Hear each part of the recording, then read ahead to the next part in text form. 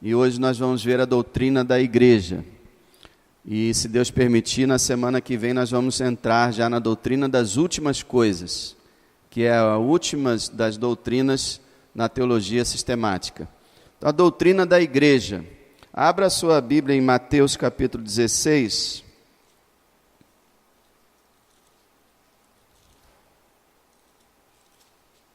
Mateus 16. Verso 18.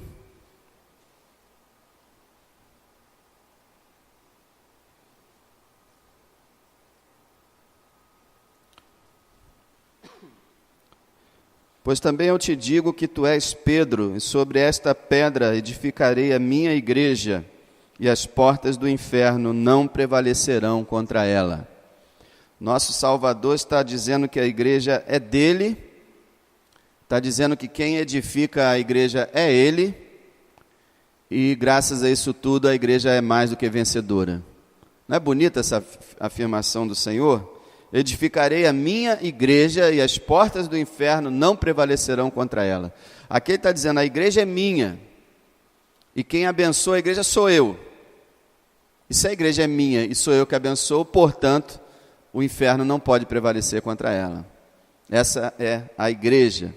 Irmãos, o que é a igreja? Quando se discute o assunto, você pode perguntar a muita gente no mundo o que é a igreja, eles vão te responder que a igreja é uma instituição.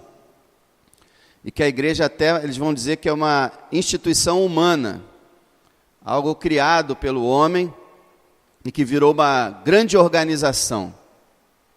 E uma instituição religiosa. E nós sabemos que até na Idade Média a chamada Igreja Católica Romana dominava o mundo politicamente. Então a igreja se tornou um império. O que se diz igreja, o que se chama igreja se tornou um império, se tornou um Estado. Hoje o Vaticano é um Estado, ele tem status de país, de nação, e, segundo alguns, o Estado mais rico do planeta.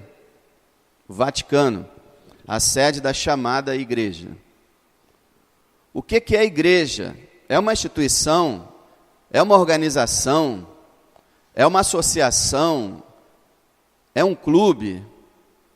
O que é uma igreja? É algo que o ser humano inventou? Se te perguntarem o que é a igreja, qual a sua resposta?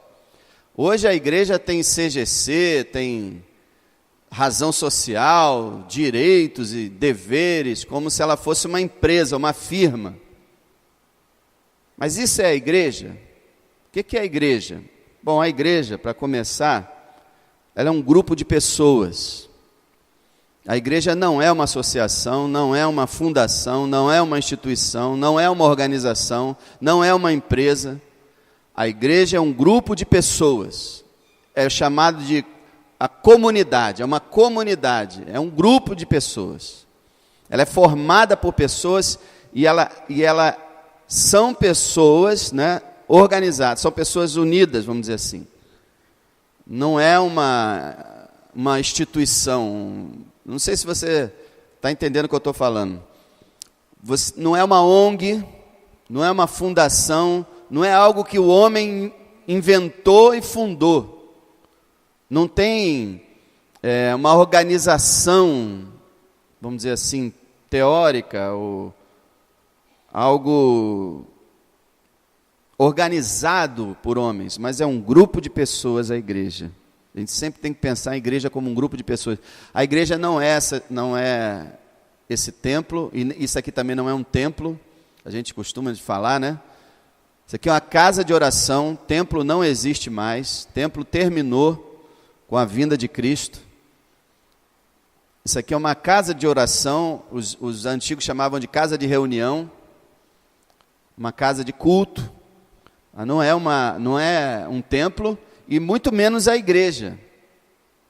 Não é isso a igreja. Quando nós falamos assim, vamos à igreja, a gente costuma falar, porque a gente acaba viciando nesse termo, né?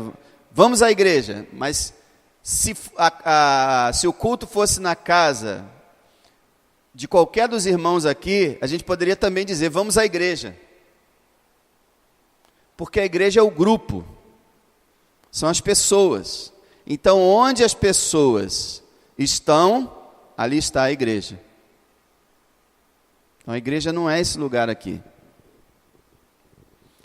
Um grupo de pessoas salvas pela graça de Deus, um grupo de pessoas salvas pela graça de Deus, lavadas no sangue de Cristo e regeneradas pelo Espírito. Então aí a gente vê a trindade, né? A graça de Deus, o sangue de Cristo e o Espírito, pelo Espírito regeneradas. Esse daqui é o ideal, né? Essa aqui é a igreja mesmo. Nós sabemos, nós temos consciência de que dentro de cada igreja local existem muitas pessoas, ou poucas, ou várias, depende, que não estão nesse contexto. O fato só da pessoa participar da igreja, ser membro da igreja local, não significa que ela é realmente isso aqui. Então, a verdadeira igreja é isso, um grupo de pessoas salvas pela graça de Deus, lavadas no sangue de Cristo e regeneradas pelo Espírito. Então, o que não é isso, não é igreja. Pode fazer parte da igreja local, mas não faz parte da igreja de Cristo. Então, a igreja é a família do Pai, o corpo de Cristo e a casa do Espírito Santo. A gente pode dizer que a igreja é isso. Família do Pai, todos adotados por um só Deus. O Deus é Pai de todos os membros verdadeiros da igreja. O corpo de Cristo, a igreja é chamada na Bíblia de corpo de Cristo. Cristo é o cabeça e a igreja é o seu corpo. E casa do Espírito, por quê? Porque o Espírito Santo habita em cada membro da igreja. Então temos a trindade de novo. Família do Pai, corpo de Cristo, casa do Espírito. Então, toda vez que você pensar em igreja, pense num grupo de pessoas. Num grupo de pessoas. Só para te exemplificar. Muita gente condena o fato de estar se abrindo igreja em cada esquina, né? A gente sabe disso. Cada esquina está abrindo 3, 4 igrejas. O fato de uma igreja abrir numa esquina não é errado em si. É errado, de repente, é a intenção com que essa igreja é aberta. O que eu quero dizer? Se 10 ou 20 pessoas resolverem começar a se congregar numa casa de determinado irmão, e ali estabelecerem que aquela igreja é um novo grupo, assim, coloca um nome, a igreja é uma igreja. Ah, mas não tem CGC, e qual a importância disso? Ah, mas não faz parte de denominação nenhuma. Vamos ver também qual a importância disso. Onde tiver 2 ou 3 reunidos no meu nome, aí eu estarei, ou eu estou. Então, onde tem um grupo de verdadeiros cristãos reunidos, é uma igreja. Então, o problema não é abrir uma igreja em cada esquina, o problema é a intenção, se as pessoas estão abrindo igreja para ganhar dinheiro. Se estão abrindo igreja para ganhar dinheiro, aí é abominável. Agora, se estão abrindo igreja realmente para servir a Deus, não tem problema quanto a isso. Nós vamos ver isso. A igreja é um grupo de pessoas, então qualquer grupo de pessoas cristãos tem o direito de se reunir onde quiserem e abrir um lugar para adoração e para pregação. Não é proibido isso. Às vezes na cabeça de alguns é que é proibido, mas não é. Biblicamente não é. As ordenanças da igreja. Nós sabemos que a igreja romana, ela tem 7 sacramentos, mas a Bíblia mesmo, ela tem 2 ordenanças. Sacramento é algo que confere bênção, pelo ato em si. Nós não cremos nisso. Mas existem 2 ordenanças. duas coisas que o Senhor Jesus ordenou para a igreja fazer: o batismo e a ceia.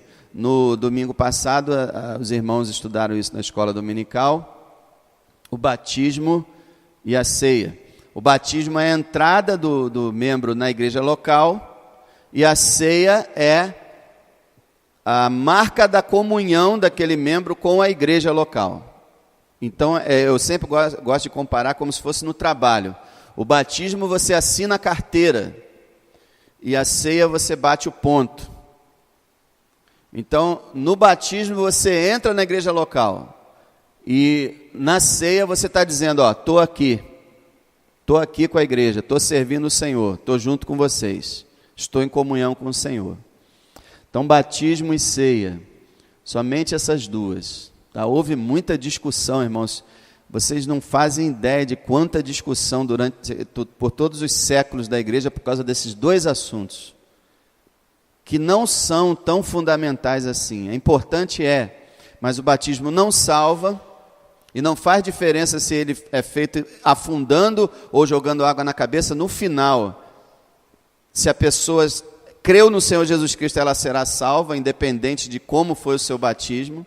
E a ceia também, criaram-se absurdos com relação à ceia.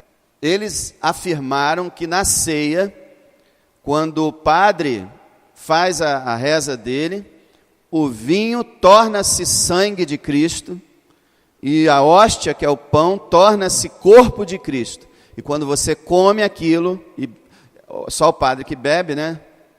Eu não sei onde que eles viram isso, que a Bíblia diz beber dele todos, mas só o padre que bebe. E quando o povo come aquela hóstia, aquele pão, eles dizem que estão ingerindo o corpo de Cristo. E aí eles obtêm salvação e bênçãos espirituais porque estão comendo o corpo de Cristo. Isso é abominável, abominável. A ceia é apenas um símbolo. O Senhor Jesus Cristo, quando falou, isto é meu corpo, o corpo dele estava ali. E quando ele falou, isto é meu sangue, o sangue dele estava ali com ele. Então é lógico que ele estava falando de maneira simbólica. E não há nenhuma transformação do pão em corpo de Cristo e do vinho ou do suco em sangue de Cristo, nenhuma transformação. E a ceia em si não abençoa ninguém. O que abençoa é a pessoa ter fé no Senhor Jesus Cristo e servir a Ele e participar da ceia com fé.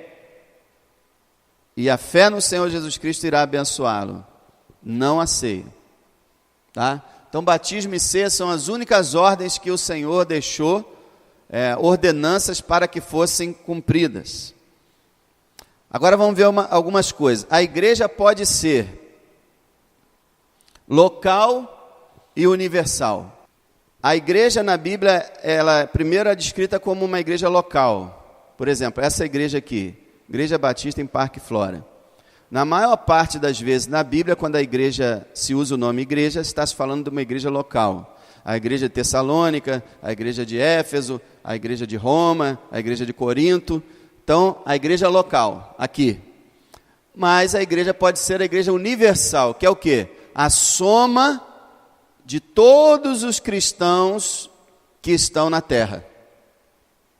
Então, é a igreja universal. A igreja pode ser visível e invisível. O que é isso? A igreja visível é isso aqui, ó.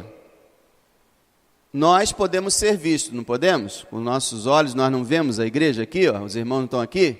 A igreja visível é a igreja local, composta dos seus membros.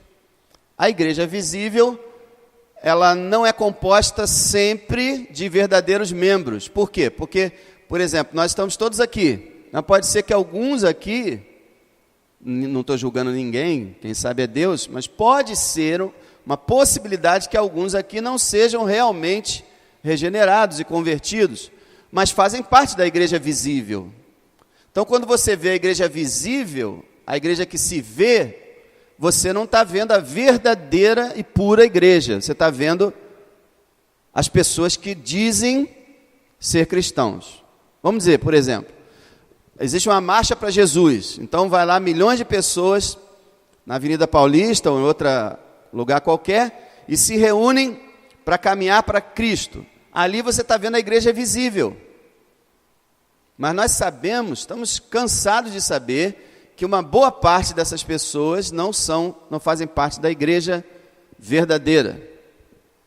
Como, por exemplo, eu vi um vídeo essa semana, horrível, algo que eu jamais esperava ver na minha vida.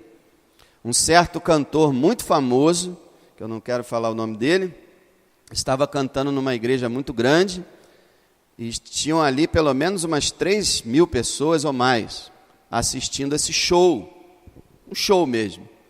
Então estavam todos cantando, e o pastor da igreja tinha falado que as pessoas não poderiam ficar pulando na estrutura, porque a igreja tinha sido feita reforma, e alguma coisa assim, não podia ficar, tinha que maneirar. Bom, começou a cantar lá as músicas famosas dele, o pessoal começou a pular, e um rapaz no celular gravando isso.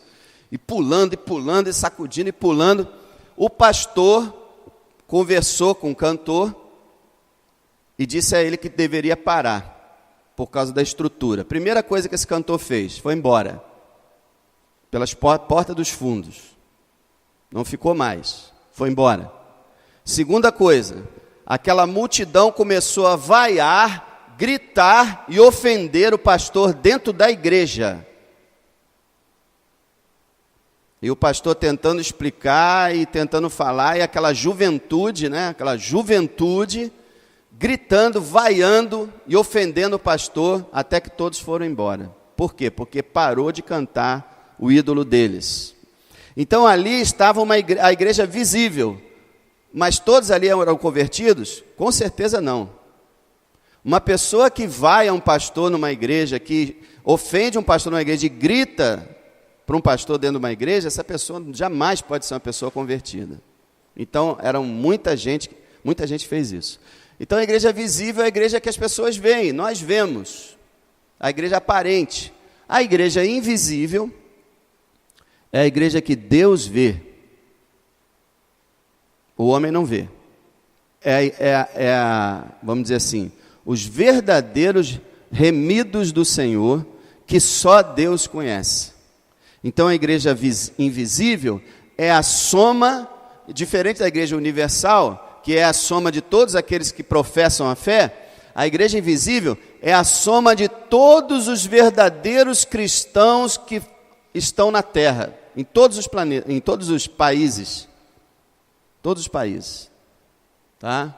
Então a igreja invisível. Essa ninguém sabe quantos membros tem. Você pode dizer assim: a Igreja Batista tem tantos milhões de membros no Brasil. A Igreja Assembleia de Deus tem tantos milhões de membros no mundo. Mas você não pode dizer quantos milhões de membros tem a Igreja invisível. Só Deus conhece. Eu queria que você entendesse isso, irmão. Há uma diferença, algo diferente entre a verdadeira igreja e a igreja aparente. Há uma diferença. Essa é a diferença do cristianismo para qualquer outra religião. E é algo que torna o cristianismo misterioso. Por quê? Se você quer ser budista, você entra lá no templo de Buda, lá faz um treinamento e você vira budista. Se quer ser muçulmano, aprende um pouco do Alcorão, faz lá algum ritual, você vira muçulmano. Você quer ser espírita, você vai lá na mesa, lá faz algumas coisas, você vira espírita. Agora, você quer ser cristão? Não adianta entrar numa igreja, ser batizado e fazer parte de tudo que a igreja faz. Tem que nascer de novo. Então, o cristianismo é totalmente diferente, gente. Totalmente diferente. Eu, como pastor, não faço ideia de quem é convertido ou não nessa igreja. Eu não sou Deus. O que eu posso dizer é o seguinte: eu acho que fulano é, eu acho que cicrano é, eu acho que deve ser, eu não sei. Fulano tem toda a indicação de ser. Da minha cabeça fica assim, e eu não posso julgar, e nem você. Ninguém pode julgar. Ninguém pode dizer para o outro assim: você não é cristão. Você não pode. Você pode dizer assim: você não está agindo como um cristão. Isso você pode dizer. Mas dizer que uma pessoa é convertida ou não convertida, definitivamente, é complicado. Tá? Então existe a igreja visível e invisível. A igreja também ela pode ser dividida em militante e triunfante. E aí a gente aprende uma coisa. A igreja, ela hoje está dividida. Como assim? Já sei, as denominações. Não.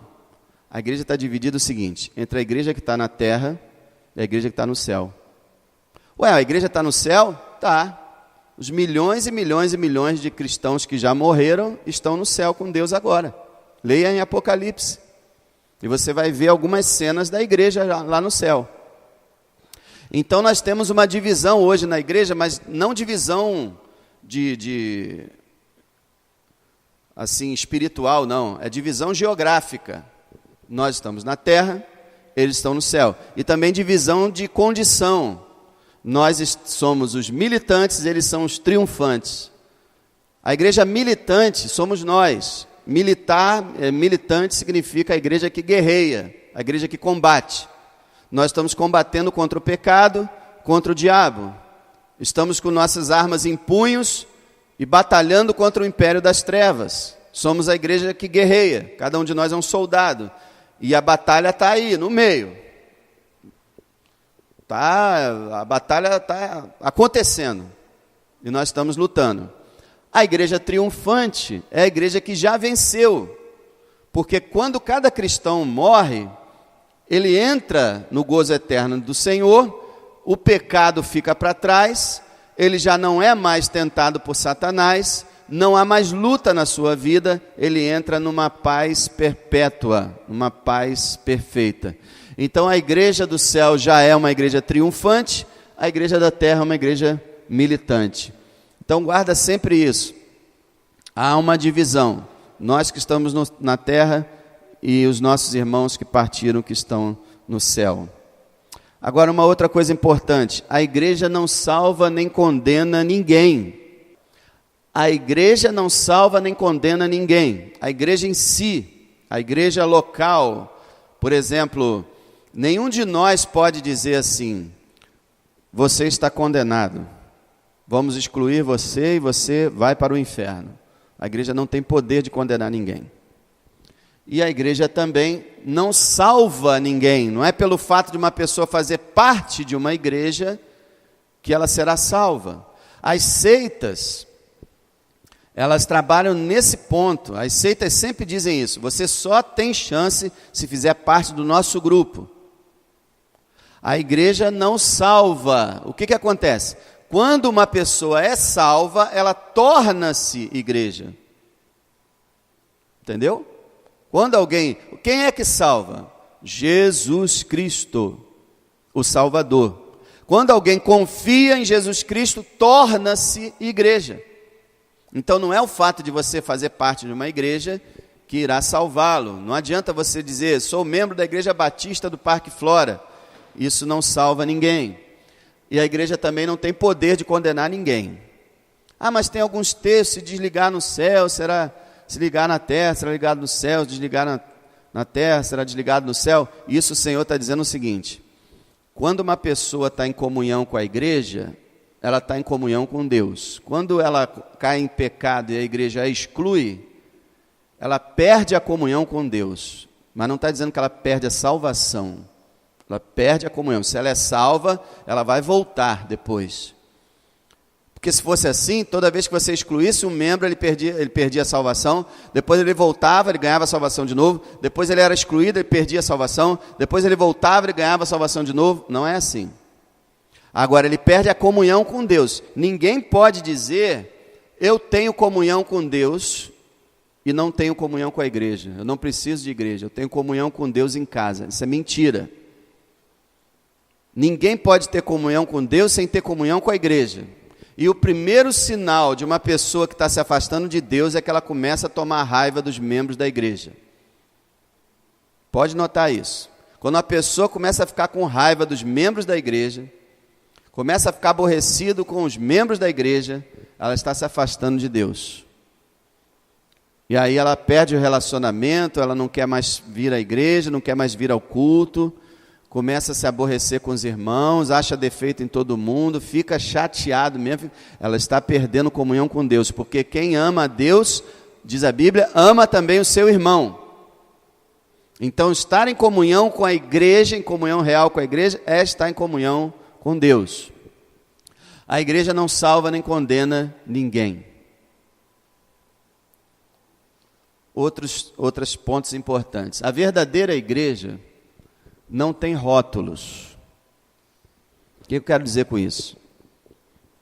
Você já encontrou alguma passagem da Bíblia falando da Assembleia de Deus? Encontrou alguma passagem da Bíblia falando da Universal do Reino de Deus? Já encontrou alguma passagem na Bíblia falando da Igreja Batista? Já encontrou alguma passagem na Bíblia falando da Igreja Presbiteriana? A verdadeira igreja não tem rótulo. Denominação é uma criação humana, não é bíblico. Vocês podem notar que eu pouco falo aqui de Igreja Batista, embora eu creia muito nas doutrinas da Igreja Batista.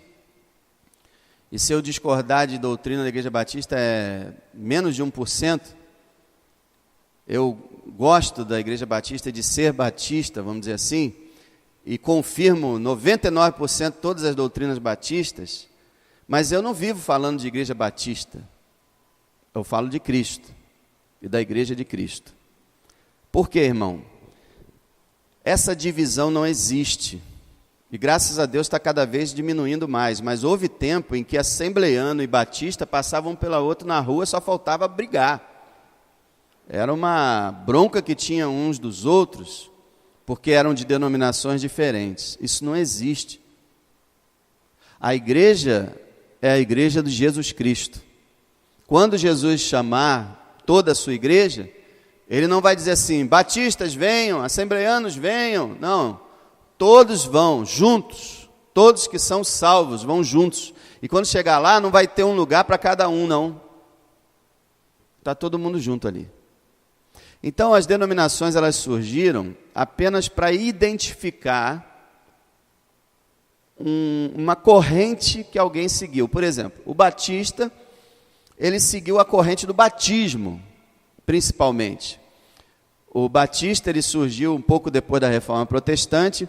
Enquanto os reformadores ainda estavam batizando crianças e batizando por aspersão, o batista, examinando a Bíblia, viu que o batismo era por imersão e que a pessoa precisava crer primeiro, depois ser batizada, e começou a pregar isso. E pelo fato de pregar isso, o restante da igreja não aceitou, e os batistas, que surgiram dos anabatistas, que quer dizer aqueles que batizam de novo, os batistas, então, eles se reuniram e começaram a servir a Deus com a crença que eles tinham. E aí surgiu a Igreja Batista. 90% dos batismos hoje são por imersão e a presbiteriana batiza por aspersão, tá? E batiza crianças também. Só que a diferença é que os evangélicos, eles batizam crianças, mas não dizem que estão salvando ninguém. A Igreja Católica Romana diz que está salvando, que quando o padre joga aquela água na cabeça do bebê, ele está recebendo o Espírito Santo. Os presbiterianos não falam isso. O batismo é apenas um selo, como se fosse, eles dizem, a circuncisão. Então, eles batizam as criancinhas, quando elas crescem, elas têm que confirmar a fé delas. Se não confirmarem, elas são desligadas. Então, não é ensinado salvação pelo batismo, embora os católicos ensinem. Então, irmão, você gosta da sua denominação? Amém. Agora, respeite as outras. É claro que existem denominações hoje que quase não podem ser chamadas de igreja, de tantas aberrações que tem. Mas as igrejas históricas, vamos dizer assim, as igrejas tradicionais, as igrejas que já têm séculos de existência, vamos dizer assim, são igrejas, tá? E nós devemos respeitar. E não devemos ficar brigando por causa de denominação, porque, na verdade, a denominação foi criada pelo homem, não por Deus. É errado, então, denominação? Errado não é, mas foi criado por conveniência, vamos dizer assim. Agora, o certo mesmo era que não houvesse essas diferenças. Mas as diferenças entre as denominações não são em coisas fundamentais, são em coisas secundárias, vamos dizer assim, tá? Todas as igrejas, elas afirmam as doutrinas fundamentais. A gente vai ver isso. Então, a verdadeira igreja não tem rótulos. A verdadeira igreja interpreta e divulga a mensagem divina fielmente. E é por isso que a gente está falando sobre doutrinas aqui. É por isso que eu sempre procuro pregar doutrinas, porque a igreja verdadeira, ela entende a Bíblia e divulga a Bíblia fielmente. Se uma igreja não fizer isso, ela não pode ser chamada de igreja verdadeira. É por isso que a igreja romana não é uma igreja verdadeira, porque ela não interpreta a Bíblia direito e não divulga direito. Ela distorce as verdades. E qualquer igreja chamada evangélica nesse país que distorcer a verdade fundamental, não é igreja. A igreja, ela interpreta e divulga a mensagem fielmente. A verdadeira igreja também disciplina os seus membros. A Bíblia ensina a disciplina. Aquele que pecar deve ser corrigido, deve ser levado a confessar o seu pecado e abandonar, se arrepender, confessar e abandonar o seu pecado. Se não fizer isso, deve ser desligado do rol de membros. A gente usa essa palavra desligado porque é menos ofensiva, né? Mas a palavra é excomungado, que é tirado da comunhão, excluído. Essa é a palavra. Eu já vi debates na rádio, onde igrejas modernas criticam quem faz isso, ainda dizem que é desumano, falta de amor e falta de obediência à Bíblia. É incrível isso. A Bíblia mostra a exclusão. A Bíblia manda excluir quando não houver arrependimento, quando houver teimosia e quando houver uma heresia em jogo. Por exemplo, um membro da nossa igreja aqui começa a dizer que a Trindade não existe. Aí eu vou chamar essa pessoa para conversar. Como assim a Trindade não existe? E vou explicar para essa pessoa. Ela vai dizer, eu continuo dizendo, a Trindade não existe. E eu vou chamar essa pessoa e vai dizer, olha, ou você muda de ideia, ou você vai ter que sair da igreja.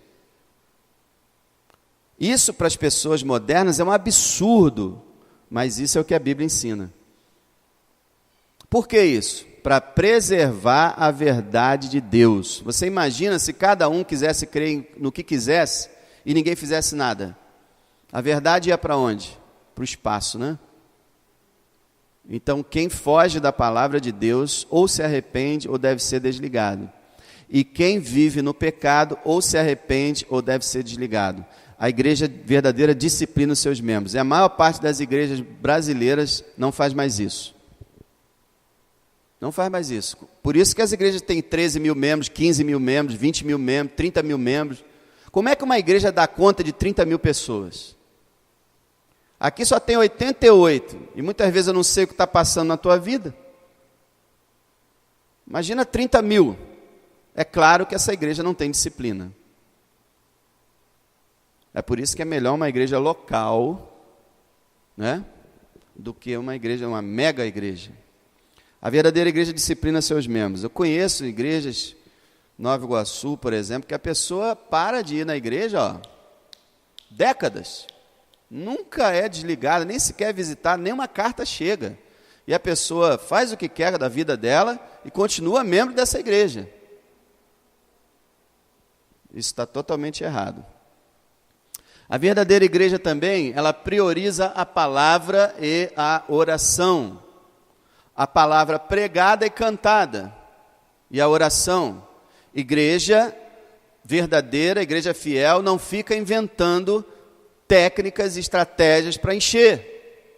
Como lutas de MMA depois do culto, como bailes depois do culto, como festas e mais festas mundanas depois do culto, ou sorteio de brindes, concurso disso e daquilo. Não, a igreja verdadeira, ela dá prioridade à palavra e à oração. Se não for palavra e oração, a igreja não vive e não cresce.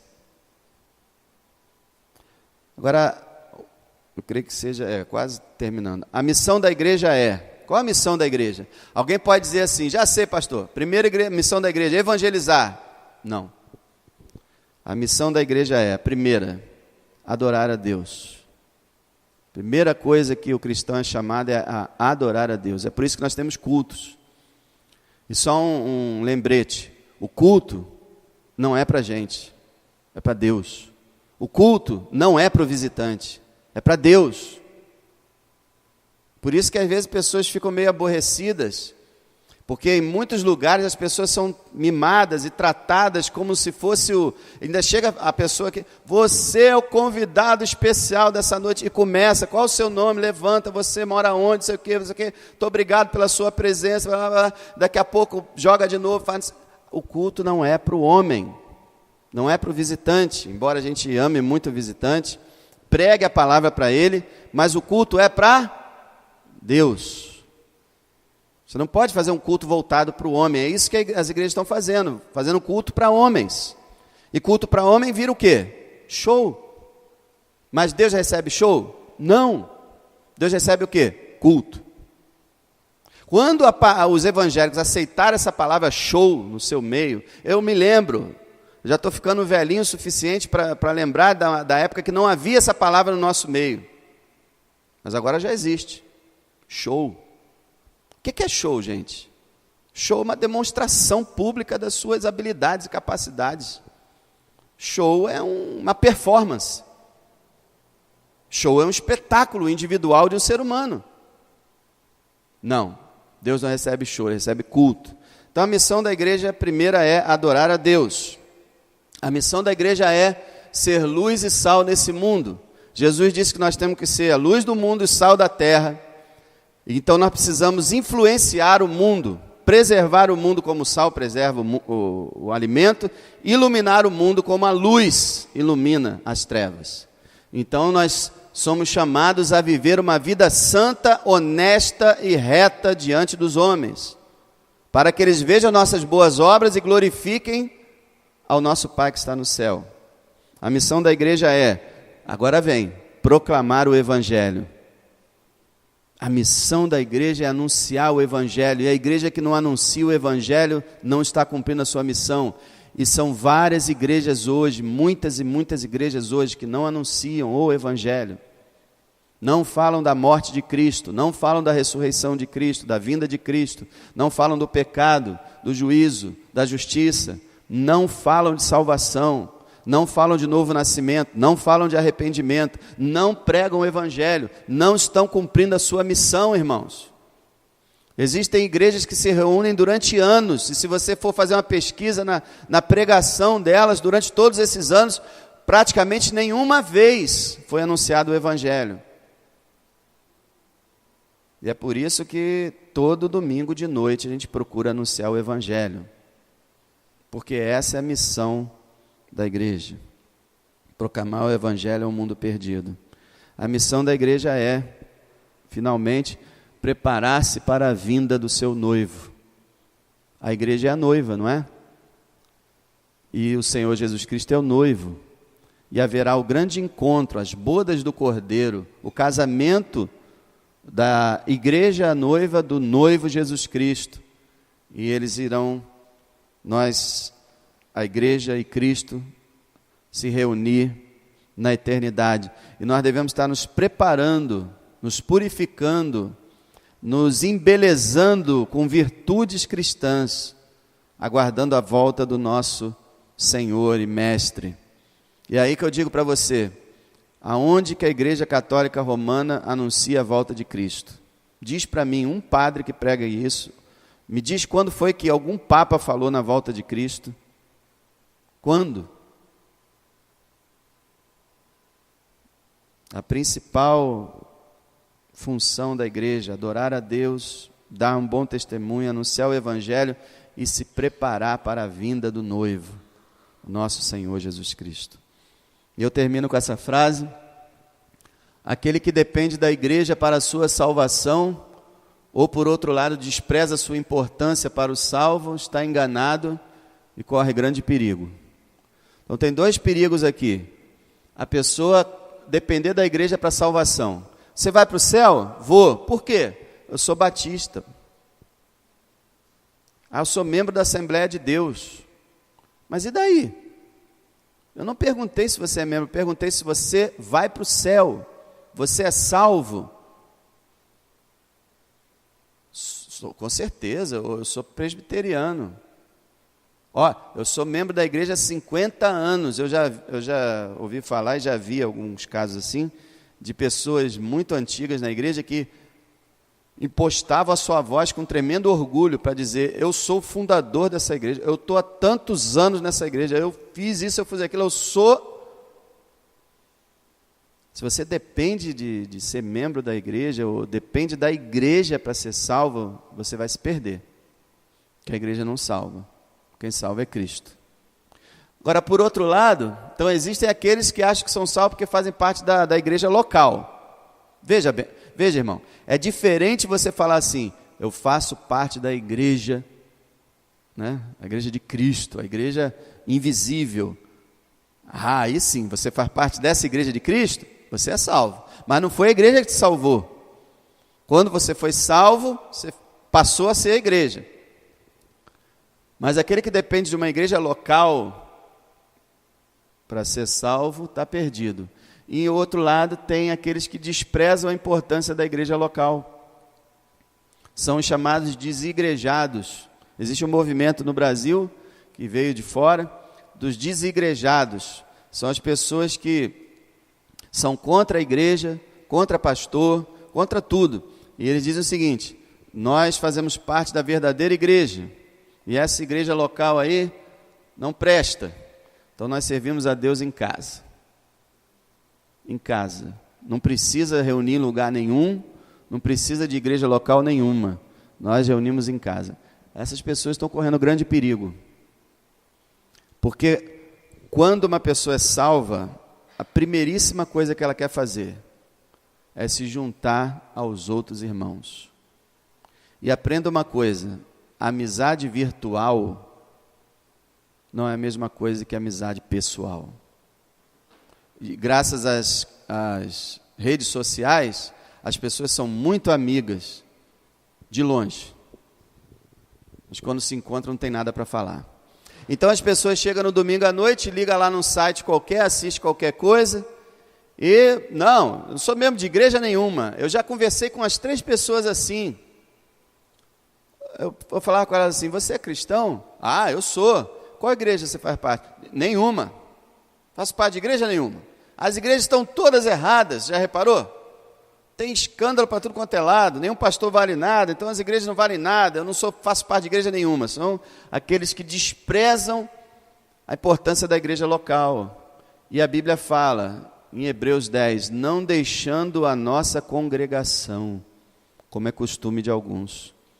Então uma pessoa que não precisa de igreja, não sente falta de culto, não quer estar do lado dos seus irmãos, não quer conhecer novos irmãos, não quer fazer parte da adoração pública, essa pessoa muito provavelmente nunca conheceu realmente o Senhor. Isso eu digo se ela afirma isso categoricamente, né? É claro que um crente pode, por problemas pessoais e pecado, se desviar durante um tempo da igreja, ficar chateado, aborrecido, mas ele vai voltar. Agora, quem despreza a igreja local, sabe quem é que... Olha, irmão, sabe quem é que a pessoa está desprezando quando despreza uma igreja local? Cristo. Porque a igreja é dele. A igreja é a noiva dele. Então, quando uma pessoa diz que não precisa da igreja, ela está desprezando o próprio Cristo. Quando a pessoa menospreza a importância de estar na igreja, está menosprezando a importância de estar em comunhão com Cristo. Então, irmãos, isso é a igreja. Existem muitos outros assuntos, mas isso é um resumo. A igreja é um grupo de pessoas salvas. Agora, é lógico que, porque a gente não tem um medidor, né, espiritual para saber quem é verdadeiramente salvo ou não, a igreja sempre existe o joio e o trigo. Existe o verdadeiro salvo e o não salvo. Então a igreja fica nessa mistura. E é por isso que muitas vezes há um mau testemunho dentro da igreja. Porque, na maior parte das vezes, mais de 90%, quando há um escândalo dentro da igreja, não é produzido por um verdadeiro cristão. mas pelo joio. Mas passa como cristão, passa como membro. Então a igreja, ela é um grupo de pessoas salvas, mas que esse número só mesmo Deus sabe. Agora, uma coisa é certa, quando chegar aquele dia, quando a trombeta soar, toda a igreja se reunirá, sem nomes, sem rótulos, sem hierarquia. Não vai ter lá o bispo, o arcebispo, o pai, não, vai ser todo mundo irmão, uma família só, todo mundo convocado, reunido, e nenhum sequer ficará de fora, nenhum dos verdadeiros regenerados. Mas Jesus uma vez aí falou, olha, muitos últimos serão primeiros, e muitos primeiros serão últimos. E ele falando isso, ele quis dizer o seguinte, haverá muita surpresa no dia do juízo. Quando nós vamos achar que o irmão tal vai estar lá, e ele não vai estar. E quando a gente vai ver que aquele irmão que a gente achava que não ia estar, vai estar. Porque as aparências enganam. Quantos teleevangelistas, né, profissionais que vivem na mídia aí, que nunca conheceram o Senhor. Famosíssimos aí, você vai procurar no céu, cadê? Não está. Mas já aquele irmão fraco, mas tão fraco que parecia que nem era salvo. Mas ele era. Ele vai estar lá. Então vai ser uma surpresa e a gente não tem como saber. Mas um dia, todos nós estaremos lá. Deus, todos os regenerados estarão lá. Deus sabe o número exato. E cabe a nós fazer o quê? Sempre se examinar. Eu faço parte da igreja? Eu sou salvo realmente? Eu nasci de novo? Eu estou com Cristo? Eu tenho comunhão com Deus? Sempre fazendo essa pergunta. Para você estar sempre na presença de Deus. E para você confirmar a tua salvação. E então ter a certeza da sua salvação. E viver nessa terra feliz. E quando Jesus voltar, você poder erguer a cabeça e falar, aqui estou eu, Senhor. Estou aqui para subir contigo.